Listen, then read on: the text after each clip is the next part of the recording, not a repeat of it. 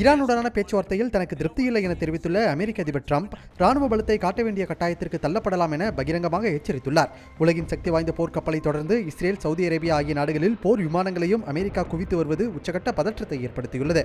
ஈரானின் அணுசக்தி திட்டம் தொடர்பான 3ஆம் கட்ட பேச்சுவார்த்தையில் சுமூகமான முடிவு எட்டப்படாததை குறிப்பிட்டு பேசிய அதிபர் ட்ரம்ப் ஈரான் அணு ஆயுதத்தை கைவிட தயாராக இல்லை என கூறியுள்ளார். ஈரானுக்கு எதிராக ராணுவ பலத்தை பயன்படுத்த தனக்கு விருப்பமில்லை என்றாலும் அதை செய்ய வேண்டிய கட்டாயத்திற்கு தள்ளப்படுவதாக பகிரங்கமாக அறிவித்துள்ளார்.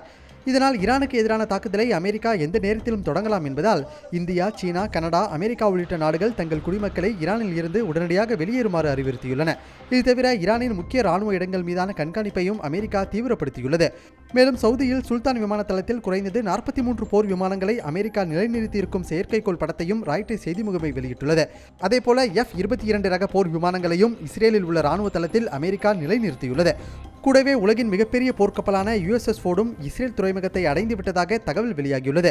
2003இல் ஈராக் மீது நடத்தப்பட்ட தாக்குதலுக்கு பிறகு மத்திய கிழக்கில் மிகப்பெரிய அளவில் அமெரிக்கா படைகளை குவிப்பது மொத்த பிராந்தியத்தையும் அச்சத்தில் ஆழ்த்தியுள்ளது.